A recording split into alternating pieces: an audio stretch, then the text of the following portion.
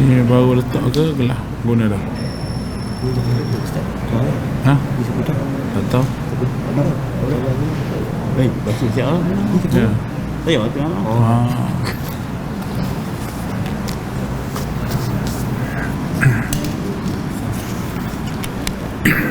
Jumpa lah tu tanya tak banyak. Tak boleh. Tak apa. Tengok ke siapa tu.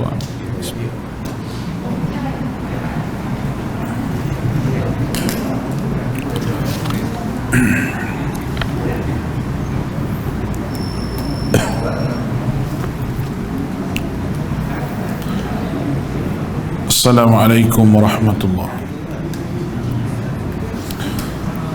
Innal hamdalillah nahmaduhu wa nasta'inuhu wa nastahdihi wa nastaghfiruh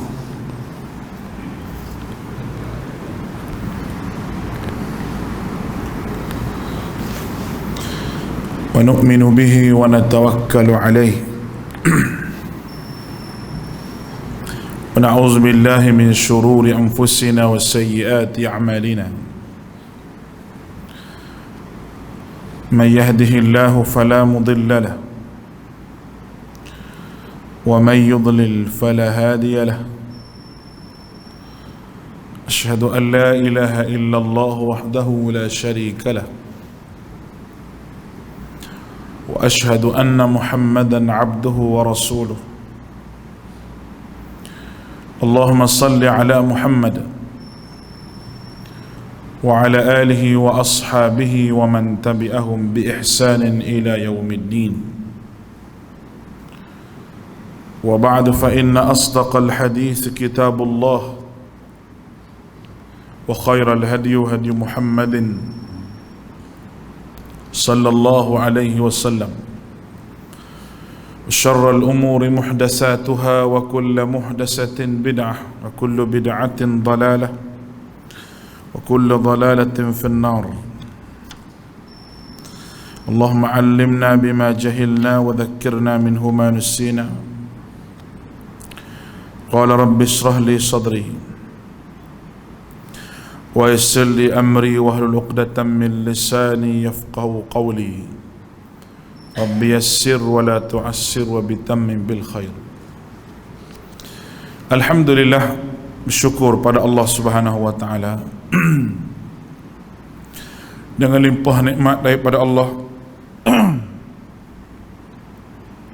kita dapat bersama-sama pada malam ini, dan mudah-mudahan pertemuan kita diberkati dan dirahmati oleh Allah taala. Pada malam ini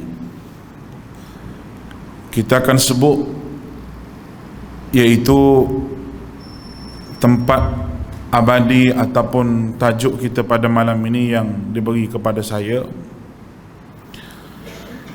berkenaan dengan tempat kembali orang yang saleh, merujuk kepada ayat Al-Quranul Karim, innal ladzina amanu wa 'amilus salihat lahum jannatun tajri min tahtiha al-anhar dzalikal fawzul kabir. Sesungguhnya mereka yang beriman serta orang-orang yang beramal saleh, bagi mereka syurga yang mengalir di bawahnya, air yang mengalir di bawahnya, dan juga itulah, kata Allah Ta'ala, kejayaan yang besar yang manusia perolehi di hari akhirat. Malam ni kita cerita berkenaan dengan syurga. Kalau kita tengok berdasar kepada hadis Nabi sallallahu alaihi wasallam, Abu Hurairah meriwayatkan, para sahabat bertanya kepada Nabi sallallahu alaihi wasallam, wahai Rasulullah, apakah di akhirat kelak kita akan melihat Allah secara terus? Itu merupakan pertanyaan sahabat. Akhirat nanti kita tengok Allah Ta'ala secara terus ataupun macam mana. Rasulullah sallallahu alaihi wasallam tanya balik orang yang tanya, sahabat tanya, apakah kamu semua terhalang daripada melihat bulan purnama di malam hari di langit yang cerah dan tidak berawan sedikit pun? Ni cara Rasulullah nak jawab soalan menggunakan pertanyaan balik. Sebab tu perkataan Nabi ni perkataan yang cerdik, dan Nabi nak suruh otak manusia ni bergerak supaya fikir. Nabi boleh je jawab, tapi Nabi tanya balik. Tanya tu dengan satu bandingan yang amat tepat dan bandingan yang amat jelas. Nabi kata, apakah kamu semua terhalang daripada tengok bulan purnama? Malam ni 15 hari bulan tak? Purnama di langit yang tidak berawan sedikit pun? Mereka jawab, tidak wahai Rasulullah. Tidak terhalang maknanya, nampak terang. Rasulullah tanya lagi, apakah kamu semua terhalang daripada melihat matahari di siang hari di saat langit yang cerah dan tidak berawan sedikit pun? Tidak wahai Rasulullah. Mana kami nampak. Rasulullah sallallahu alaihi wasallam berkata, ketahuilah bahawa sesungguhnya kamu semua akan melihat Allah di hari akhirat secara terus tanpa penghalang sedikit pun, sebagaimana kamu melihat bulan purnama di malam hari dan matahari di siang hari pada saat langit yang cerah dan tidak berawan sedikit pun. Rasulullah tanya dia jawab. Tanya tu untuk otak dia bergerak, dia fikir. Rasulullah ni memang dia tak bagi orang Islam otak dia beku, tak fikir apa, tapi nak suruh otak tu berfikir. Biar otak manusia tu bergerak memikirkan kebesaran Allah Ta'ala, dan bergerak nak fikir macam mana nak jadi hamba Allah mengikut sunnah Nabi sallallahu alaihi wasallam. Baik. Lepas daripada Rasulullah jawab tu, Rasulullah pun ceritalah, di akhirat kelak Allah akan menghimpunkan semua makhluk, daripada orang yang terdahulu hinggalah orang yang menjelang kiamat tiba. Allah akan kumpul segala makhluk, daripada orang yang awal-awal sampai orang yang akhir hidup di atas muka dunia ni, Allah Ta'ala kumpulkan. Tidak ada seorang pun yang tertinggal. Kemudian itu Allah mendatangi mereka dan berfirman kepada mereka, siapa yang dahulunya menyembah selain daripada Allah, maka hendaklah sekarang dia mengikuti sembahannya itu. Siapa dulu beribadah lain daripada Allah Subhanahu wa Ta'ala, maka pada hari ini ikutlah apa yang disembah itu dahulu. Maka sesiapa yang dahulunya menyembah matahari, maka hendaklah dia kini mengikut matahari tersebut. Ada agama yang menyembah matahari, ikut matahari itu.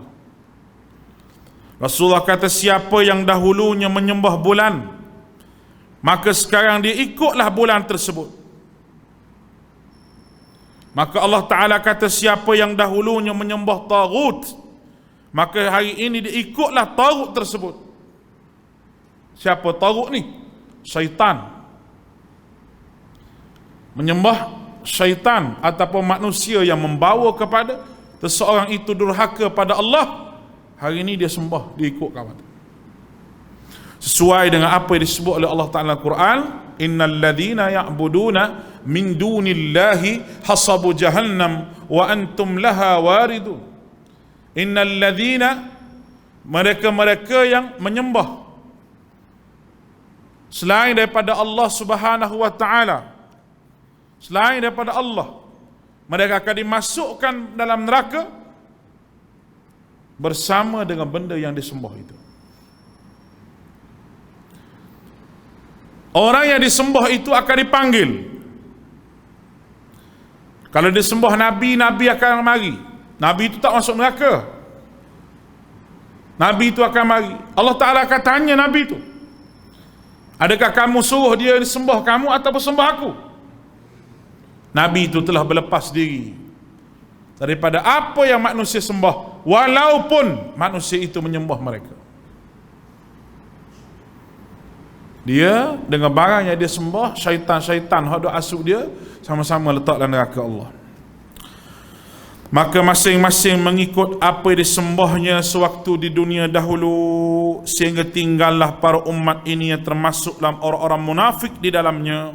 Maka Allah Ta'ala berfirman sekali lagi, akulah Tuhan kamu semua. Habis pakat duk ikut hak sembah duit itu.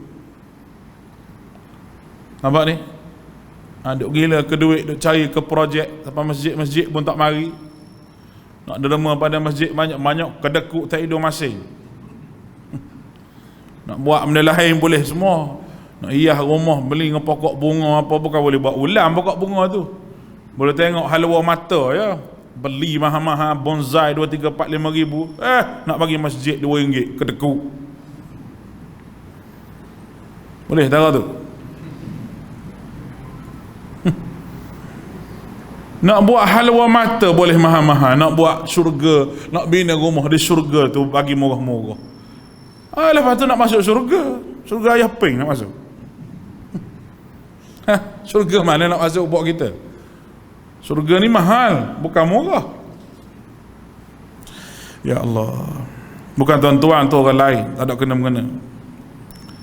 Baik, mereka kata, Allah Ta'ala kata, aku Tuhan kalian. Mereka kata, indah kedudukan kami sehingga kami datangi oleh Tuhan kami. Maka Allah datang kepada mereka dengan rupa yang asli. Lalu Allah Subhanahu wa Ta'ala berfirman kepada mereka sekali lagi, akulah Tuhan kamu. Sekali lagi Tuhan sebut, aku Tuhan kamu. Mereka pun jawab, ya, engkaulah Tuhan kami. Kemudian jambatan Siratal Mustaqim dibentangkan dan para malaikat berdiri di samping jambatan tersebut mengawalnya. Dihamparkan jambatan. Pada waktu itu tidak ada seorang pun yang bercakap melainkan para nabi dan rasul.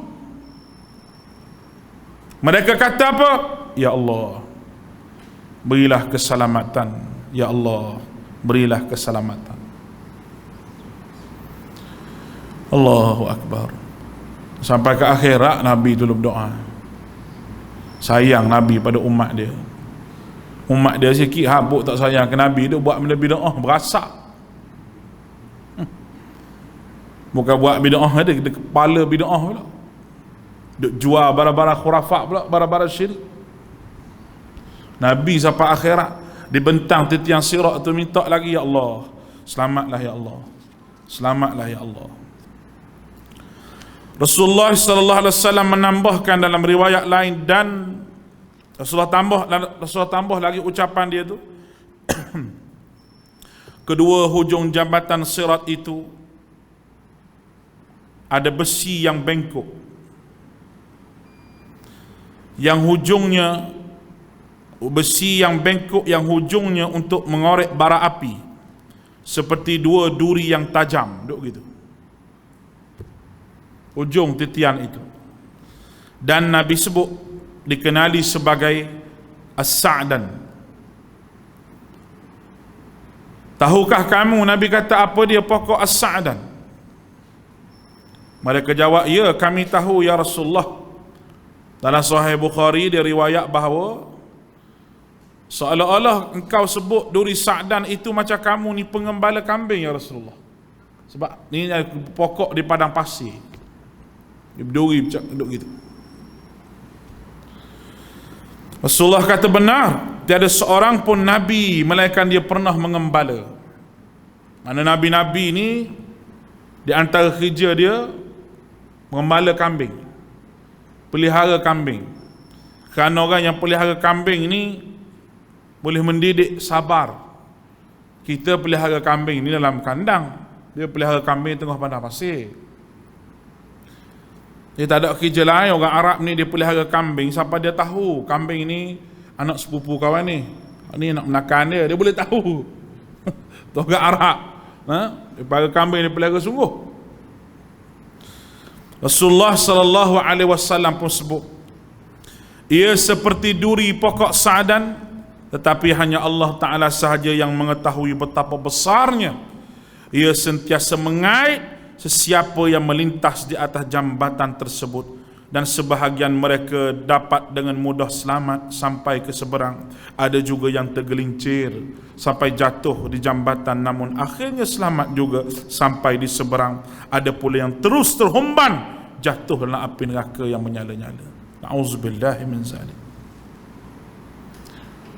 Besi itu duk kait gitu. Ini Rasulullah gambarkan bagaimana akhirat. Ada yang selamat sampai ke syurga, ada yang tak selamat, tersangkut di duri itu, jatuh dalam neraka. Ada yang tak ada apa-apa lagi, terhumban di neraka. Setelah itu Allah Ta'ala memerintahkan para malaikat.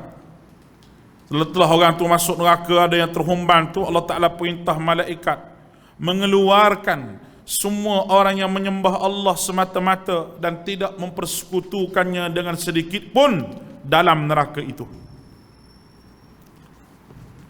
Ni Nabi shortcut cerita, ataupun kita panggil sinopsis. Menjatuhlah neraka, lama mana kena bakar dalam neraka tu wallahu a'lam, tapi mereka masih lagi akidah, ada akidah mereka tu diselamatkan. Oleh kerana itu syaitan dia akan buat seseorang tu buat dosa sampai tahap syirik pada Allah. Apabila syirik tu dia kira berjaya lah rekod dia. Kalau pangkat tu dia naik pangkat lah. Daripada private tu mungkin naik tinggi sikit. Dia punya kesetanan dia tu. Boleh faham tu? Sampai manusia syirik, sampai manusia masuk neraka bersama dengan dia. Lalu Allah Ta'ala suruh malaikat pilih siapa sahaja dalam neraka itu yang mempunyai akidah, diambil mereka. Nabi kata tubuh mereka hangus dan hangit kerana terbakar dalam api, sedangkan mereka mentauhidkan Allah. Tubuh mereka hangus, terbakar dalam api, sementara orang-orang musyrik dibiarkan tetap dalam api neraka selama-lamanya. Orang musyrik terbiar dalam api neraka selama-lamanya. Baik. Allah Subhanahu wa ta'ala, Rasulullah SAW juga menceritakan, dia kata tentang orang yang terakhir masuklah syurga setelah dikeluarkan di neraka, berdiri di hadapan Allah Subhanahu wa ta'ala. Maka orang tu berkata, ya Allah, palingkanlah wajahku darinya, sungguh apinya telah menghanguskan sekujur badanku dan baunya amat meracuni tubuhku. Dia kata, ya Allah, tak mau tengok dah neraka ni. Duk atas muka dunia ni, lalu kat masjid, paling ke masjid pun tak. Nak tengok masjid ke tak? Nak tengok ujung. Oh, tapi kalau pergi kedai mak janda, daripada buka kedai sampai tutup kedai.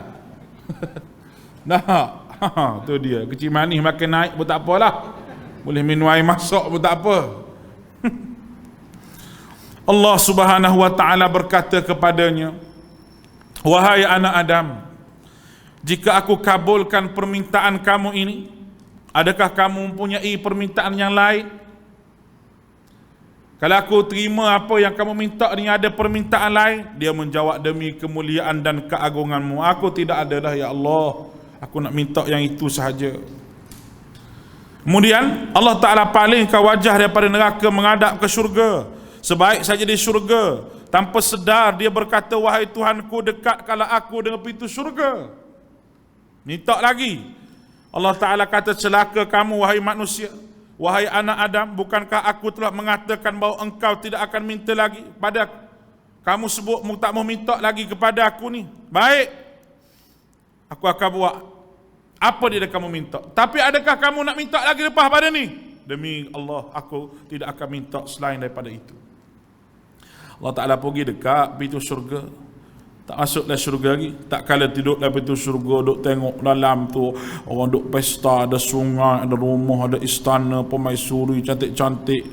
Masuk dalam tu, Allah molek syurga. Nah, umur pemuda-muda tengok bini kita, ada juga kawan ni. Dah apa-apa, dia mah banyak, dia sedekah habis, wakaf habis sebelum mati. Nah, kita je ada RM2. Lawan dia, tapi masih baik juga, tapi lambat sikit dah masuk syurga. Lepas tu dosa banyak pula. Duk bulan ke damak janda tu, masuk neraka dulu lah jawab dia. Nah, ada dosa-dosa yang lain lagi teruk. Lagi lama duduk dalam neraka tu. Bila tengok cantiknya syurga, kata ya Allah, dia kata masuk ke akulah syurga. Allah Ta'ala kata celaka engkau. Alangkah zalimnya engkau. Adakah mudah untuk engkau tidak menepati janjimu? Mengapa engkau tidak memegang janjimu kepadaku? Nak bagi tahu Allah Ta'ala ni, dia bagi tahu begini sebenarnya. Apa benda nak bagi tahu? Manusia ni dia tak puas dengan apa yang dia ada, sampai dia dapat syurga. Sampai dapat syurga. Dia jawab, aku tak minta dah ya Allah lepas pada ni. Aku berharap sejak daripada ini tidak lagi menjadi orang yang celaka. Allah Ta'ala masukkan ialah syurga. Dan sampai dalamnya Allah SWT berkata, adakah engkau minta sesuatu lagi? Maka dia menyebut bahawa dia menginginkan ini dan itu. Dalam Sahih Bukhari dia cerita benda ni. Dan Allah Ta'ala kata, rasakan nikmatnya syurga ini. Dan akhirnya Allah Ta'ala berkata, aku berikan kepada kamu ini dan itu, dan aku tambah lagi, dan banyak lagi, dan banyak lagi. Sebab apa? Dah dalam syurga dah. Apa yang Allah Ta'ala nak sebutlah hadis yang begitu panjang yang kita hurai sikit ni? Nak beritahu kepada kita bahawa orang mukmin, dia jadikan dunia ini bukan barang kepuasan diri dia, tetapi dia jadikan dunia ini hanyalah untuk duduk sementara, kerana dia fikir nikmat syurga Allah Ta'ala yang kekal abadi selama-lamanya untuk dia. Dia duduk atas muka dunia ni macam dia duduk rumah sewa. Orang duduk rumah sewa ni kelengkapan tak cukup sangat sebab rumah sewa. Adalah sikit-sikit kelengkapan. Cat rumah pun dia tak cat, tuan rumah yang cat. Dia nak tambah situ tambah sini pun tak boleh sebab rumah dia sewa. Nah, kan ada orang buat rumah sewa sebulan nak buat kolam renang.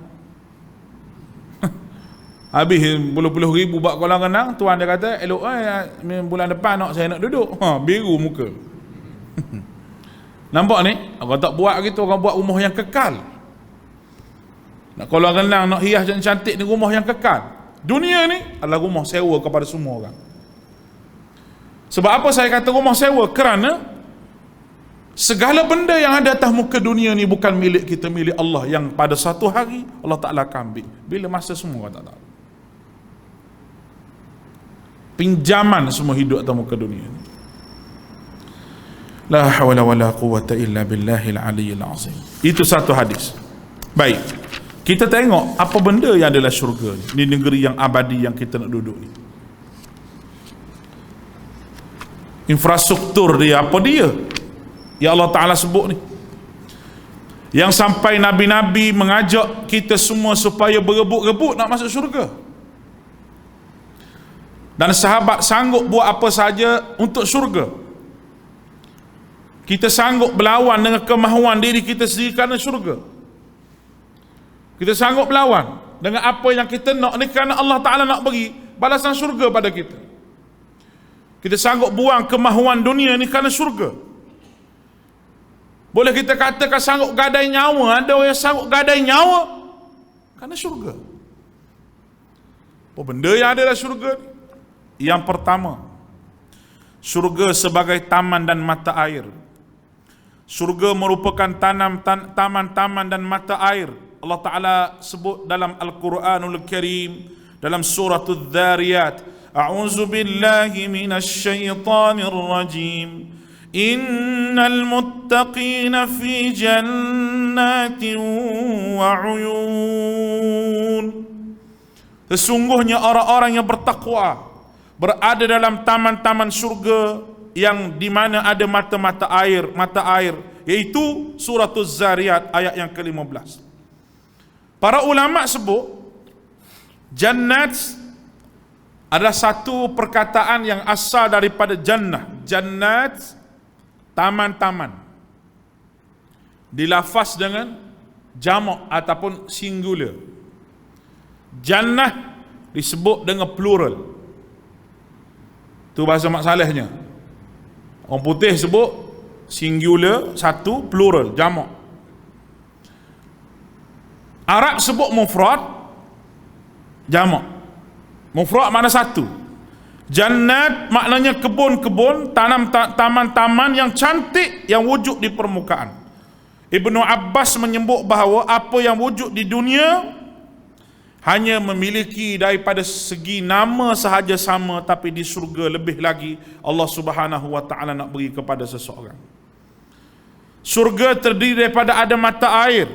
Sebahagian ulama sebut bahawa surga itu ada mata air yang tenang lagi jernih. Dan sebahagiannya berpendapat bahawa ia sungai yang mengalir lagi luas dalam surga ni. Kenapa disebut sungai, disebut mata air, disebut ni kenapa?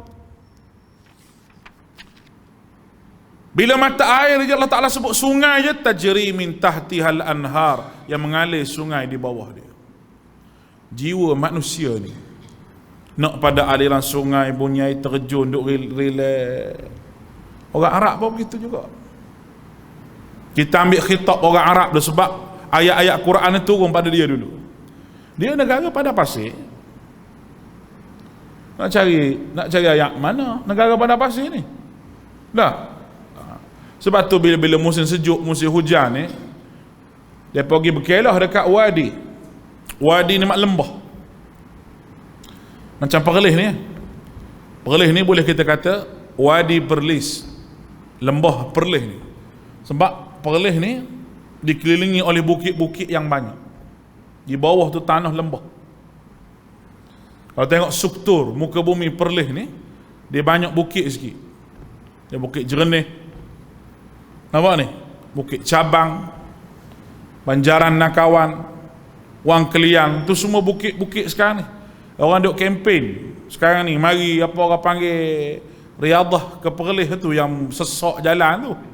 Jangan buat main Covid sudah lah. Ya. Tak pergi lagi pak cik, Timah Tasuh tu. Pergi buat umrah tengok ada apa situ. Nak umrah Mekah tak boleh dah. Buat umrah situ lah. Duk kayuh basikal macam-macam, duk round Timah Tasuh tu. Lutut pun sihat nak pergi situ. Nak mari masjid sakit lutut sikit. Jadi sungguh lah, ada ramai orang mari duk kemah bukit jernih lapar lah. Saya pernah juga pergi situ, duk relax. Dan memang itu yang kita nak. Sebab apa kita nak relax pergi ke air terjun? Sebab ada benda yang serabut boleh tenang. Sifat syurga ni tenang, tak payah buat apa, tenang. Boleh pergi sana, boleh pergi sini. Luas mana? Luas. Yang teramat luas Tuhan bagi. Nak apa? Minta je. Tak ada benda yang tak elok. Kalau kita pergi tempat-tempat yang cantik di atas muka dunia ni, mesti ada kekurangan dia. Mesti ada. Kekurangan tu ada. Saya pergi air terjun, ada satu tempat tu, mandi, naik tengok, pacak kaki. Seronok lah pada air terjun tu. Tak, ada pacak tu pakai duduk diam. Satu air terjun saya pergi kawasan tu, cantik tapi kena turun. Turun gitu bawah tu, duk kemah bawah tu kena turun. Saya mana boleh turun bukit, naik bukit sikit lutut. Turun tu pakai tak naik dah. Pakai tak naik dah. Naik nak balik esok baru naik. Tidur satu malam tepi air terjun tu. Duk relax, dengar air terjun, tenang. Banyak benda yang boleh kita fikir. Apa yang kita fikir tu kita catat. Menjadi peringatan kepada kita. Orang Arab pun begitu. Kalau musim sejuk depa berkemah, Saya pernah pergi dekat Jabal Magnet, Bukit Magnet di Madinah tu. Pergi bakar kambing situ. Sejuk tengah-tengah malam, masa sejuk ni musim dia ni, bulan 12, bulan 1. Ya Allah. Nak pakai stokin 2-3 lapis. Kawasan tu kawasan sejuk. Dia seronok sebab negara panas pasir. Kita perlu kepada udara luar.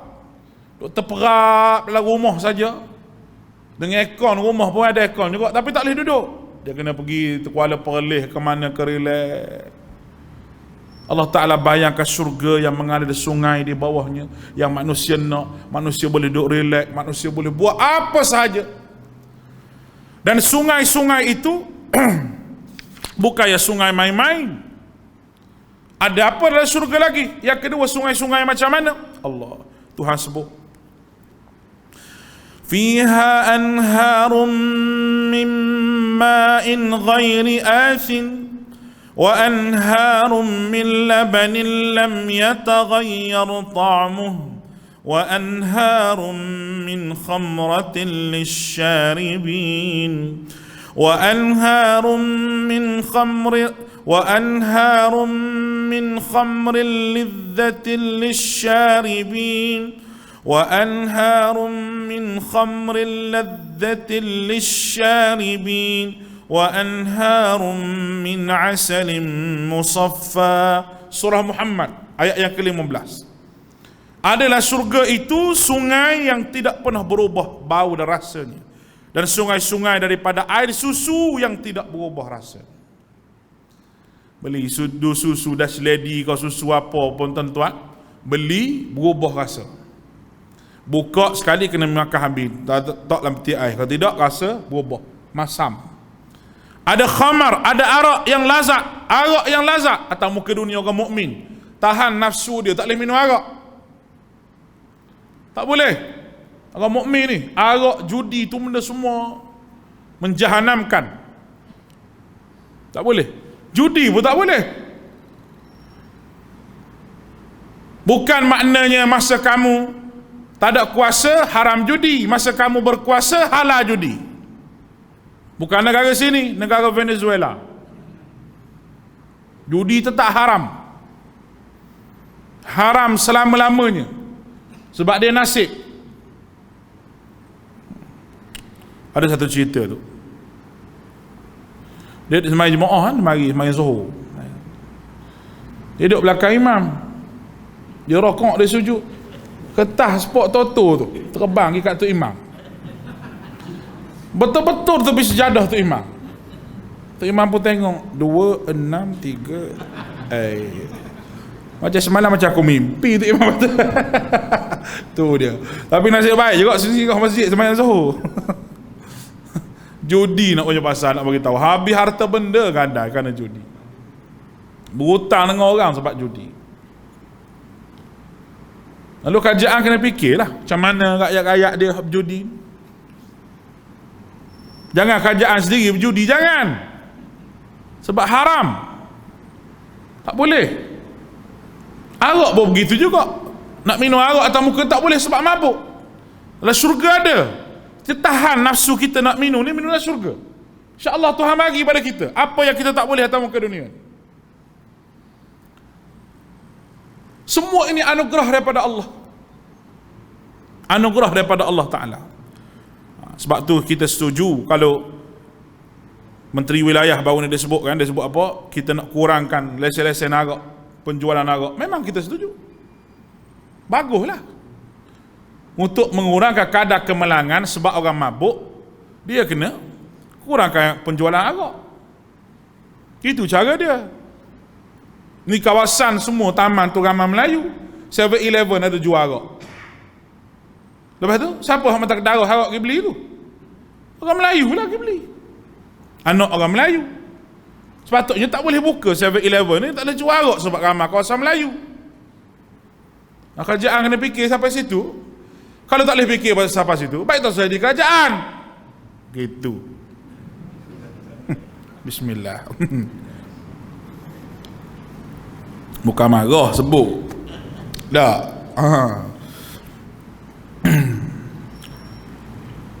Ada seorang pakcik tu dia kata, Dia kata, ustaz tolong saya. Dia kata apa pakcik? Oh, dia kata anak saya nak pergi mengaji ustaz ni. Saya dah pergi jumpa dah wakil rakyat tu, dia kata. Lepas tu jawab apa? Dia mari jumpa saya bukan wakil rakyat. Dia bawa surat. Wakil rakyat tu jawab apa, saya tanya. Oh, dia kata ustaz, dia tanya saya nak buat macam mana? Wakil rakyat kita tanya rakyat, saya nak buat macam mana? Lah, baik mu tak usah jadi wakil rakyat. Kalau mu tanya begitu, paling kurang mu kata tak apa pakcik, kita usahalah macam mana. Mu nak bagi 500 dulu ke, bagilah ke dia 550 ringgit dulu. Dah, ni tanya saya nak buat macam mana? La ilah, yang mu nak undi orang boleh? La ilaha illallah. Mari masuk kampung, senyum sengih. Pergi duduk Kuala Lumpur 5 tahun. Bye. Tu mari pula. Itu bukan wakil rakyat tu. Itu menyusahkan rakyat dia panggil. Boleh dia jawab gitu. Saya betul merah sungguh telinga gitu. Saya kata gini lah pakcik, mari surat tu bagi pada saya, tak apa. Dalam ceramah saya minta suruh anak pakcik tu mari dengar ceramah saya. Lepas tu saya umum, saya letak situ, letak sejadah, boleh. 3 kali je saya buat gitu. Lepas tiket dia pergi Mesir. Alhamdulillah, lepas tiket pergi Mesir. Wakil rakyat tu tak boleh fikir, baik aku dia wakil rakyat. Kalau tak boleh fikir benda tu, betul tak? Dah awak pandai bercakap, kalau awak pergi masjid-masjid mana awak boleh masuk, awak lesahlah masalah ni. Apa benda yang susahnya? Panah hati semua. Baik, tu orang politik marah tu. Lah, kita sebut benda-benda betul. Alhamdulillah lah hari ni keluar pula daging-daging hak tu halal. Alhamdulillah lah. Tapi kita nak makan pun rasa macam syubhah dah. Makan hak halal betul lah, hak memang ada syarikat-syarikat dia buat keluar tu hak tidak terlibat, ada hak halal. Dan dia menafikan bukan 40 tahun. Dia buat keluar daging tu. Tapi kita beli daging biasalah, mahal sikit pun tak apalah. Syarikat-syarikat dia buat keluar tu, belilah tu, tak apa. Kalau nak makan lah tu, makan pun tak apa. Mula-mula orang kata daging kangaroo. Daging kangaroo, saya duk fikir juga boleh jadi wakil rakyat ramai makan daging kangaroo ni. Tu yang melompat berkata tu. Boleh jadilah. Dah. Daging kangaroo tak apa lagi, daging kuda tak apa lagi, daging zirafah tak apa lagi, takut daging binatang tu je. Zirafah, kuda belang apa tu tak apa lah tu. Kira mazhab Maliki tu. Maksud tak apa. Tambah takut bini cari daging harimau.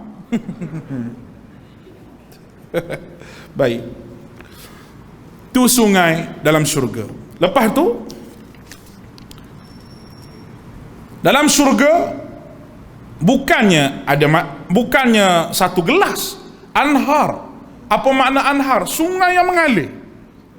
Apa makna dia? Nak makan banyak mana, nak minum banyak mana, minumlah sepuasnya. Tak ada orang marah. Tak ada kena bayar bil, tak ada. Semua boleh. Nak ambil minum di situ boleh, nak minum atas pokok, bawah pokok, istana luar boleh, tak ada masalah. Allah Ta'ala beri sebebas-bebasnya. Minum, kencing pun tidak, buang air pun tidak, tak ada bau busuk lah syurga, tidak ada. Peluh berbau wangi. Peluh orang syurga ni bau wangi. Sebab tu kita nak masuk syurga tu, tuan-tuan, sebab semuanya indah-indah. Tapi ingat, jalan yang paling betul nak masuk syurga jalan Nabi saja. Ramai semua agama nak masuk syurga, macam saya kata tu helikat tu, rambut macam sarang tebuan tu. Tak dengar dia menyanyi apa tak? Ku nantimu di pintu syurga. Dia sebut nak masuk syurga juga, kata dia ni. Rambut bukan main lagi, baca sarang tebuan. Agama pun agama lain, tapi nak masuk syurga. Semua agama ni matlamat di syurga, tapi Allah Ta'ala sebut wa hadha sirati mustaqiman fattabi'uhu wa la tattabi'us subula fatafarraqa bikum an dinihi. Wa hadha siratim mustaqima, ini jalan Allah, jalan yang benar, al-mustaqim. Fattabi'uh, kamu ikutlah. Wa la tattabi'us subul, jangan kamu ikut jalan yang lain, jangan. Yang boleh memecah belahkan kamu. Boleh faham tu? Boleh pecah belahkan kamu. Allahu Akbar. Pemimpin kena bawa rakyat kepada jalan yang betul. Bukan semualah penyakit orang politik saya sebut, bukan. Ada orang yang baik, ada. Yang saya kenal 2-3 orang yang baik, yang ambil masalah sungguh dengan rakyat, yang ambil cakna sungguh. Alhamdulillah. Kita bersyukur pada Allah. Tuan-tuan tahu, kalau pemimpin ni, dia boleh buat satu kebaikan, dan kebaikan dia tu manfaat banyak pada orang, masuk syurga cepat dia. Mari seorang, makcik apa masalah, selesai masalah. Mari 2 orang, selesai masalah. Nabi kata apa? Nabi kata memudahkan urusan orang lain. Allah Ta'ala memudahkan urusan di hari akhirat. Tapi pemimpin nak jahat zalim, rakyat akan dakwa seko-seko di hari akhirat. Ya Allah, aku ni perut tak kenyang, aku ni lapar, isteri anak aku duduk bawah jambatan. Di saat pemimpin ni jadi pemerintah, hari ni aku nak dakwa dia, mana hak aku sebagai rakyat dia? Oh, marilah. Sebab itu apabila Abu Dhar minta jawatan dengan Nabi, Nabi sebut terang-terang, Nabi kata kamu tidak mampu wahai Abu Dhar.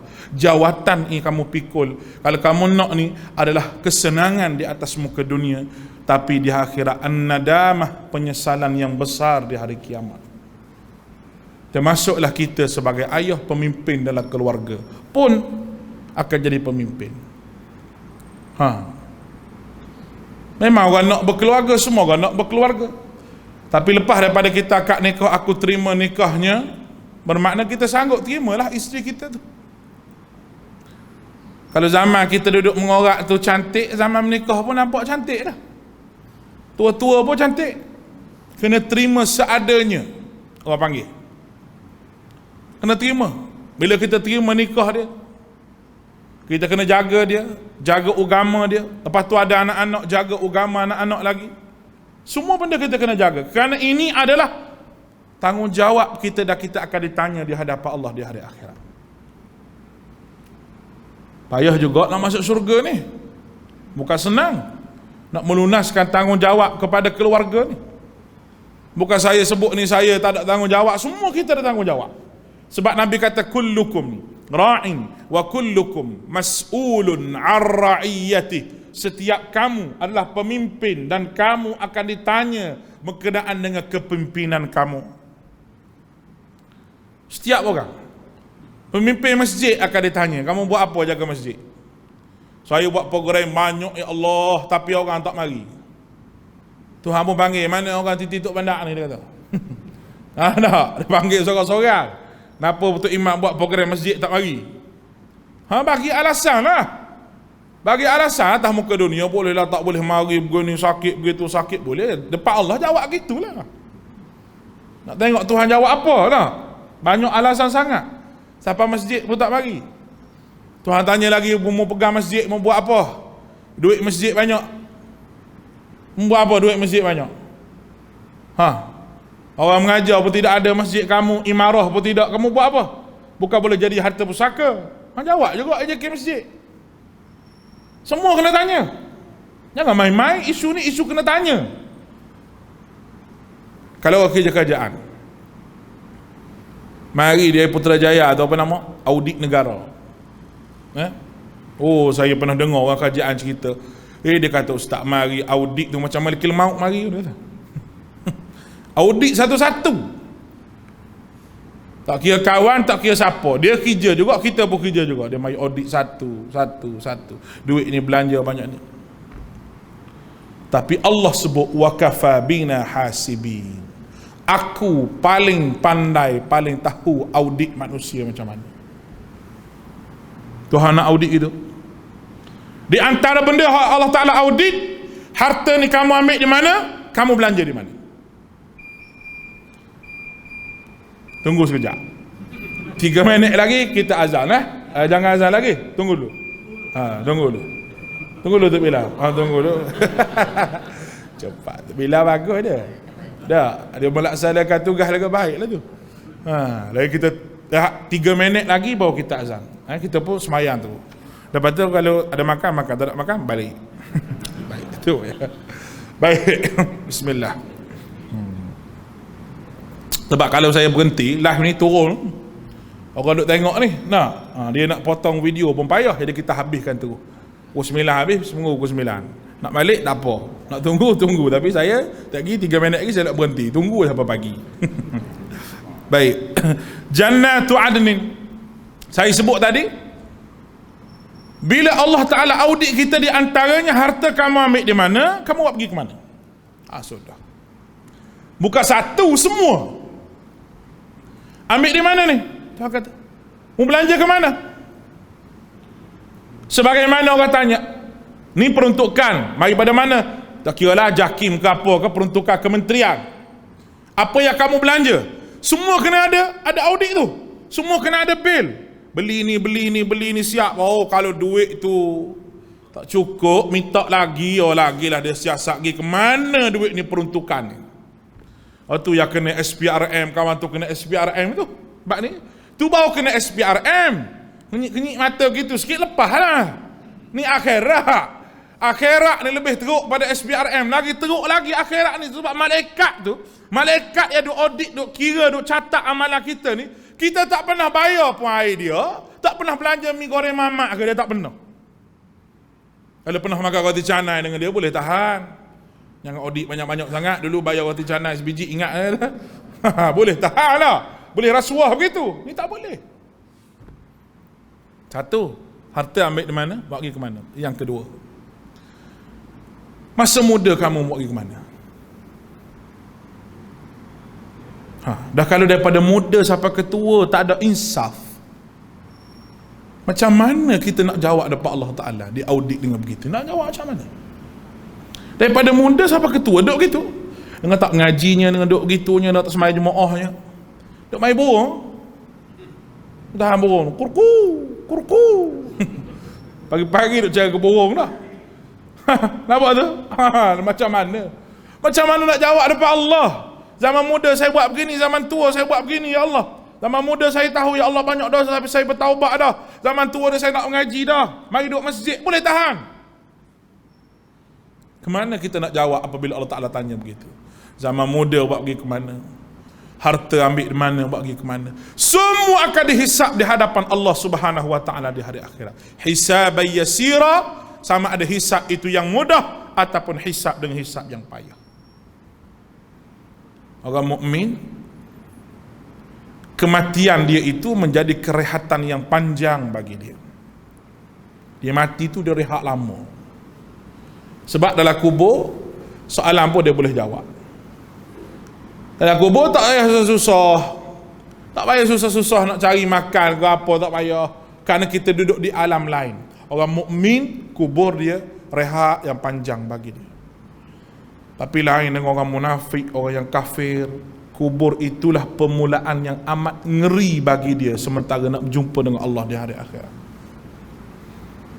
Sebab tu saya selalu sebut, kita boleh bayang malam pertama kita nak kahwin. Duk macam mana malam pertama nak kahwin? Tak, seronok duk fikir tak? Tapi memang seronok kahwin ni. Macam mana Pak Zul? Tak? Memang seronok. Siapa kata tak seronok? Oi, seronok. Mula-mula kahwin, tidur pun belaga hidung. Duduk gitu. Salah bini dia paling kau tu, paling kau ni. Duduk gitu. Tidur sampai pagi. Lah ni cucu 16. Salah bini kalih muka sikit. No. Tahu tu? Gitu. Tu dunia. Tak ada apa pun dunia ni. Tapi akhirat kita macam mana? Dan malam pertama kita duduk di alam barzakh, sama ada kita jadi orang yang gembira sebagaimana malam pertama perkahwinan, ataupun orang tu jadi orang yang amat celaka, yang amat ngeri, dan tak nak bayang malam pertama yang penuh mengerikan itu macam mana. Mudah-mudahan benda yang saya sebut ini menjadi satu pedoman kepada kita, insya-Allah. Kita berhenti sekat tu sahaja, insya-Allah kita sambung di lain kali. Aqulu qawli hadza wa astaghfirullahal azim li wa lakum wa ufawwidu amri ila Allah, innallaha basirun bil ibad. Subhanakallahumma wa bihamdika asyhadu an la ilaha illa anta astaghfiruka wa natubu ilaik. Sallallahu ala Muhammadin wa ala alihi wa sahbihi ajma'in. Assalamualaikum warahmatullahi